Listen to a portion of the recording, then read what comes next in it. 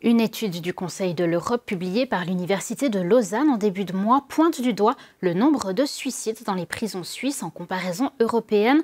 Dans la région, des détenus sont décédés récemment dans des conditions encore inexpliquées. On se souvient notamment il y a un an à Bienne d'un cas de suicide présumé d'un sexagénaire incarcéré quelques heures auparavant et quelques jours plus tard, un autre détenu était mort dans sa cellule à Bienne sans que ce décès soit expliqué. Les enquêtes sur ces cas sont encore en cours. L'étude européenne s'appuie sur des informations de 45 pays et indique que la Suisse se place au deuxième rang des pays les plus meurtriers pour les détenus suicidaires en 2023. Par ailleurs, en comparaison européenne, le pourcentage de personnes détenues par rapport à la population générale est plutôt bas en Suisse. Dans le pays, les conditions de détention provisoire, soit pour des personnes encore présumées innocentes, sont plus sévères que la prison ferme. Le manque d'activité et de travail avait été critiqué les années précédentes, tout comme les périodes d'enfermement, parfois très longues, et le nombre réduit de contacts extérieurs. Dans le canton de Berne, des mesures de prévention existent. Alors, quelle est la situation dans la région et quelle responsabilité portent les établissements pénitentiaires dans ces morts? Lucas Seidler a discuté avec Olivier Ebicher, représentant de l'Office de l'exécution judiciaire bernois. Pour régionaliser cette étude, je suis avec Olivier Ebicher, c'est le chef de la communication de l'Office de l'exécution judiciaire du canton de Berne. Monsieur Ebicher, dans la région, quelle est la situation dans les prisons de Bienne et de Witzwil? Alors, chez nous, dans tout le canton, je peux vous dire, sur l'année que cette étude se réfère, alors l'année 2022, on n'avait aucun suicide dans toutes nos institutions.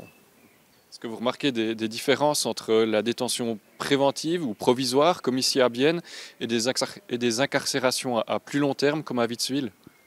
Oui, bien sûr, il y a une nette différence, parce que si vous êtes dans une détention préventive, donc avant un jugement, ça, c'est des conditions beaucoup plus strictes par rapport si vous vous trouvez à Witzwil dans un établissement pénitentiaire. Donc là, vous vivez en quelque sorte en communauté avec les co-détenus, vous travaillez, vous avez aussi le temps libre, vous pouvez suivre une formation, vous pouvez faire du sport, vous avez peut-être déjà la possibilité de sortir, avoir un congé, parce que donc là, on travaille déjà beaucoup plus dans le but que vous allez quitter un beau jour l'établissement.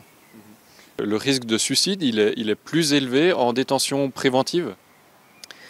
Donc moi, je n'ai pas une étude sous les yeux pour confirmer ça, mais je dirais que oui, parce que là, vous entrez en prison d'un moment à l'autre, vous n'êtes peut-être pas du tout préparé à une telle situation. Puis si vous avez peut-être encore des troubles psychiques ou des dépendances, il se peut que plus facilement vous êtes désespéré et puis que vous pouvez avoir une telle idée. Le choc psychologique est plus important du coup quand on est placé en détention provisoire? Voilà, on parle du choc carcéral et évidemment ça on le remarque bien évidemment au premier moment quand vous êtes confronté à une telle situation. Les prisons de Berne, le canton de Berne teste actuellement un projet pilote dans le domaine de la détention provisoire. Vous pouvez nous dire de quoi il s'agit? Oui, donc on fait ça avec le canton de Zurich. On est accompagné aussi par l'Université de Zurich et par les PFL qui suivent ce projet pilote. Donc c'est 11 prisons ensemble qui testent justement des interventions très ciblées avec un groupe de détenus pour voir si ça fait une différence, si vous travaillez de manière plus étroitement, par exemple dans le travail social avec des détenus. Concrètement, c'est quoi exactement? Vous dites travailler plus étroitement.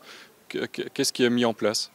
Donc, on aimerait savoir beaucoup plus sur leur situation de travail, avec les proches, avec leur situation où ils habitent. Alors, si on peut justement leur donner du soutien pour récupérer toutes ces ressources-là, eh ben, ça leur facilite après aussi la voie vers la liberté.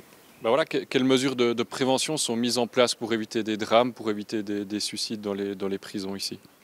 Évidemment, on a des concepts de prévention que nos collaborateurs connaissent. Et ils sont aussi dans leur formation, ils suivent aussi un module qui justement les prépare à ce genre de phénomène. C'est aussi le mobilier qui est choisi en fonction, il n'y a pas des câbles ou des choses qui peuvent faciliter une telle décision.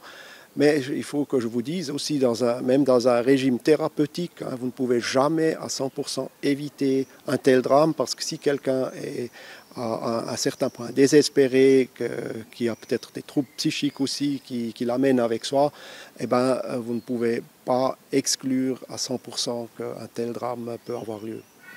Merci beaucoup, Monsieur Ebicher. Merci aussi.